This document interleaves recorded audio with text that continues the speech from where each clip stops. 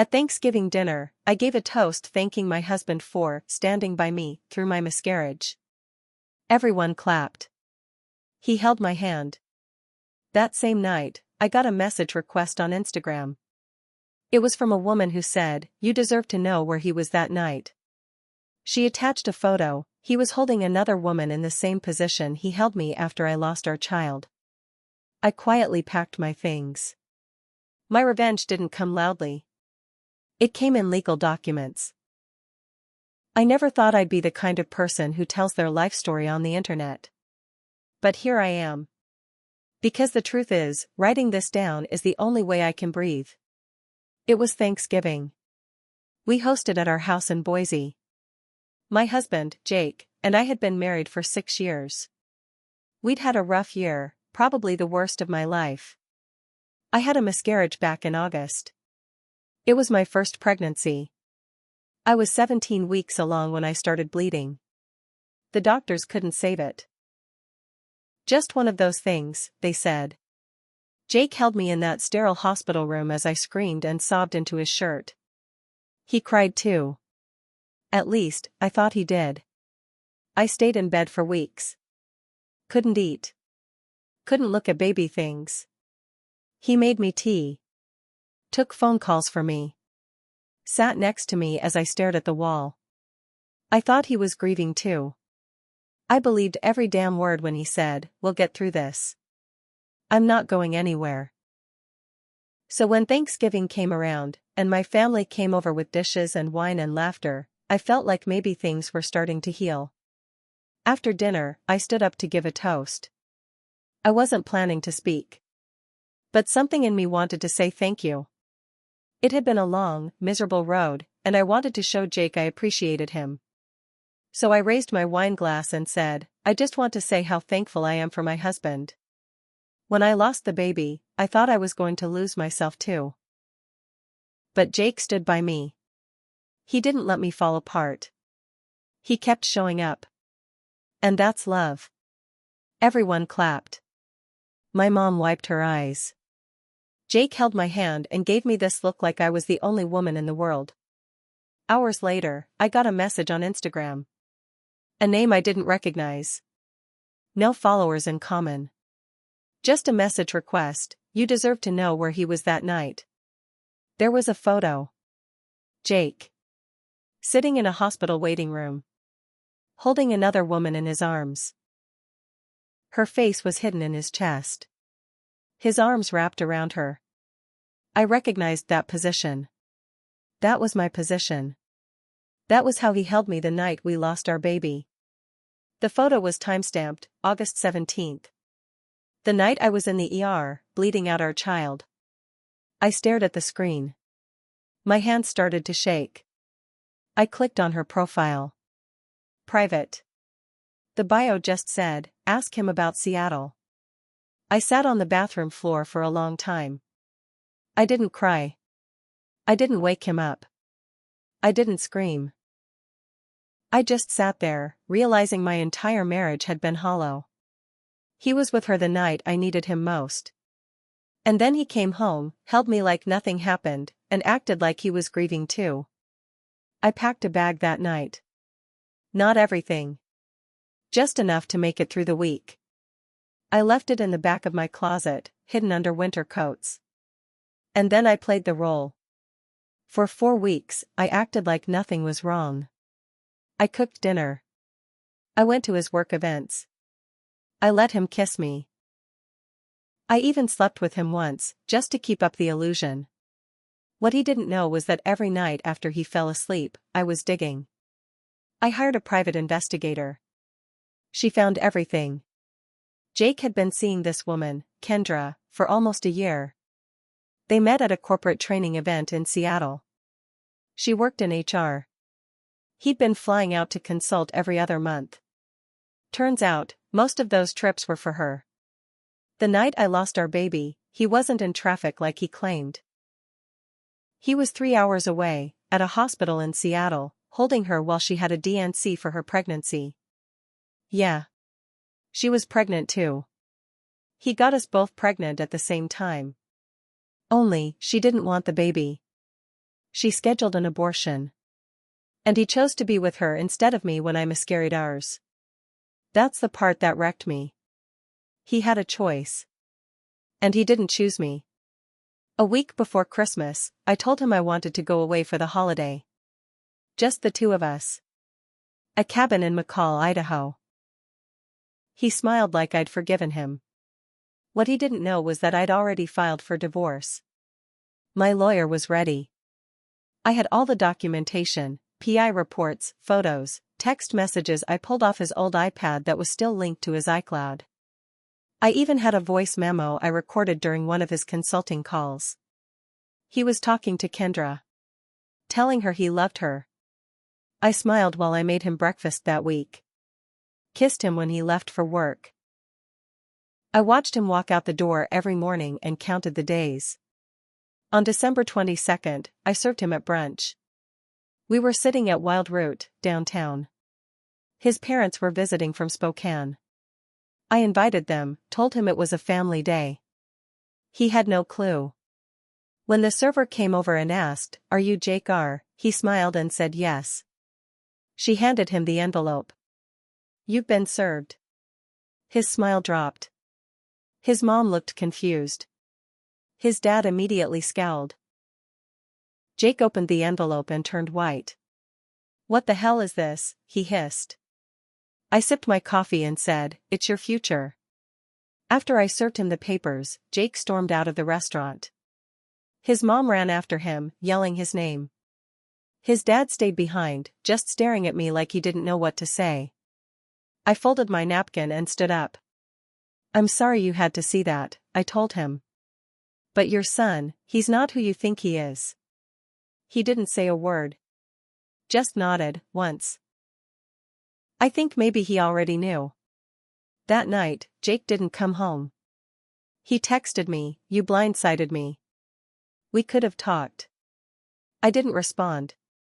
The next day, I got another message from the same Instagram account. "Kendra." This time it said, "I didn't know about you. Not until after Seattle. I found your wedding photo on his Facebook and I left. I'm sorry. I didn't know." She attached a screenshot of a text from Jake, dated just 2 days after my miscarriage. He'd written, "It's over with Morgan. She's a mess. You're all I want." I had to stop myself from throwing the phone across the room. She didn't know. Or at least that's what she claimed. I didn't reply to her either. I didn't want apologies. I wanted out.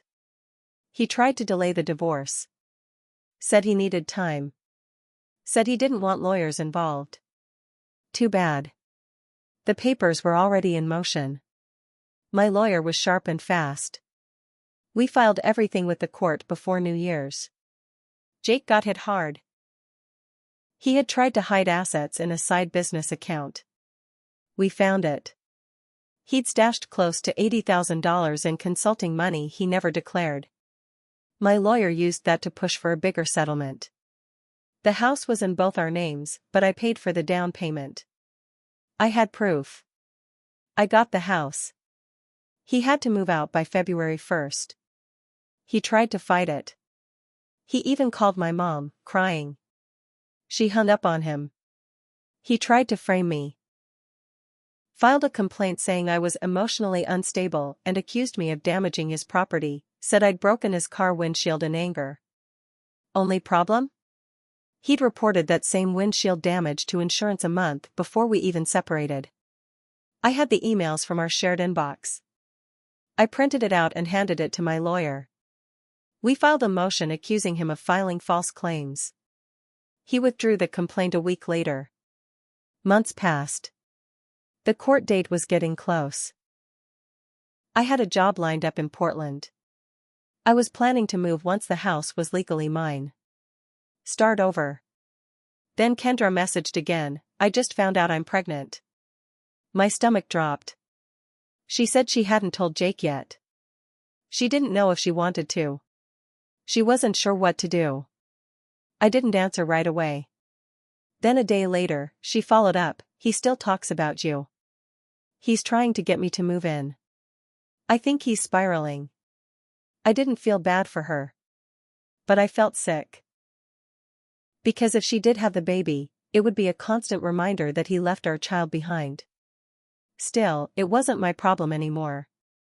The hearing went fast. Jake looked like hell. He didn't even try to speak when the judge granted me the house and most of the savings. He just nodded, like he was sleepwalking. But right after the hearing, he followed me out of the courthouse. He grabbed my arm. "I made a mistake," he said. His voice was raw. "I don't love her. I never did." I panicked. I was scared. I pulled my arm away. "You held her," I said. "While I was bleeding our baby out. You weren't scared. You were where you wanted to be." He didn't argue. Just stood there, stunned. I walked away. About a month after the court hearing, I was in the middle of packing boxes for my move to Portland when I got a knock at the door. It was Jake. I almost didn't open it. But something in me wanted to see what rock he'd crawled out from under this time. He looked worse than before. Unshaven, eyes sunken, clothes wrinkled like he'd slept in them. "I need to talk to you," he said, voice low. "No," I said. "You don't." "It's not about us," he said quickly. "It's about Kendra." That name still made my skin crawl. "She's not pregnant anymore." I blinked. "What?" "She lost it. A few weeks ago."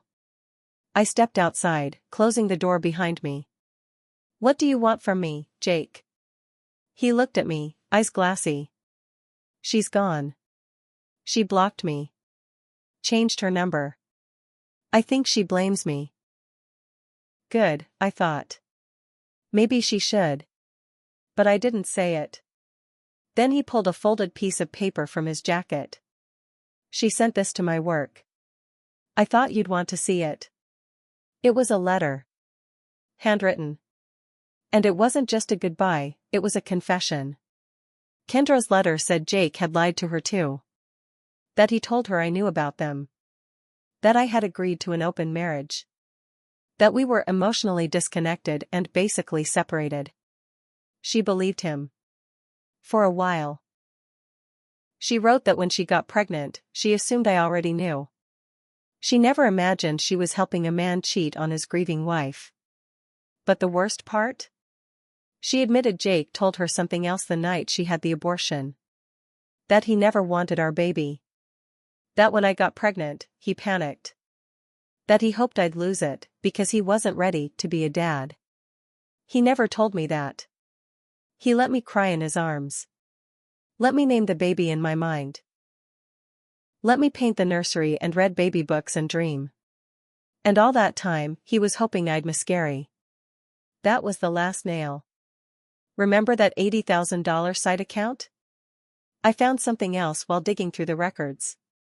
Jake had taken out a secret loan against our house after my miscarriage, without telling me. He used Kendra's company as the listed employer for extra approval. Technically, that was mortgage fraud. And I had the paper trail. I met with my lawyer again. He reviewed everything. We had more than enough to reopen the financial aspect of the divorce and press criminal charges if needed. Jake had no clue. So I made a choice. I wasn't going to press charges, yet. But I was going to drag him back to court and let the threat of prison hang over his head like a storm cloud. Because if he tried anything again, if he so much as sent me a text, I wanted him to know, I could still ruin what little life he had left. I thought I'd finally closed the book. Until 2 weeks before my move, I got a call. It was from an unknown number. I answered, ready to hang up if it was him again. But it wasn't. It was Kendra's mother. And what she told me turned everything upside down. Her voice was calm, but heavy. "I'm sorry to call out of the blue," she said. "I got your number from Kendra's old phone. You're Morgan, right?" I stepped into the other room, heart pounding. "Yes. Is Kendra okay?" There was a long pause. "No," she said. She's gone. She took her life last week. I sank onto the armrest of the couch. She left me a letter, the woman continued. She mentioned you. Said she hurt you without meaning to. Said she trusted the wrong man. I just wanted you to know, she really was sorry. I didn't know what to say. I barely got out a thank you before hanging up. I sat there for hours, staring at the wall. I hated her. I blamed her. And now she was dead. He showed up again. This time at my job. My coworker came to get me from the back room. Some guy's at the front. Says he knows you. I walked out and there he was, Jake, standing in the lobby like nothing had happened. Leave, I said. He didn't move. She's dead, he said quietly. It's my fault. But, maybe it's yours too. That hit like a slap. My blood went cold. He kept talking. You made her feel like garbage after she reached out. You ignored her. You didn't warn her who I really was. You wanted to hurt me, and she got caught in it. That's when I lost it. I stepped in close. You don't get to put this on me. You lied to both of us. You cheated. You ran from your own child's death into someone else's bed. Kendra didn't take her life because of me, she did it because of you. I could feel my voice shaking. I didn't respond to her messages because I was too busy crawling out of the wreck you left me in. If you want to feel sorry for yourself, go cry in the mirror. But don't you ever show up here again. He left. Security followed him out. But not before I saw it in his eyes, he finally knew what it meant to be alone. 2 weeks later, he got the notice, court date reopened, financial fraud under review. My lawyer filed everything. The mortgage fraud. The secret loan. The fake employment record. It was all on paper, all traceable, all tied to his signature. Jake tried to settle fast. He offered me another $30,000 just to make it go away. I said no. I wanted it on record. I wanted it in the system that Jake R. forged documents and tried to steal from the woman he destroyed. We didn't press criminal charges, not yet. But it's all there. On file. Waiting. If he so much as sneezes near my name again, I'll finish it. I moved to Portland. I started over. I got therapy. Took a new job. Painted over the memories.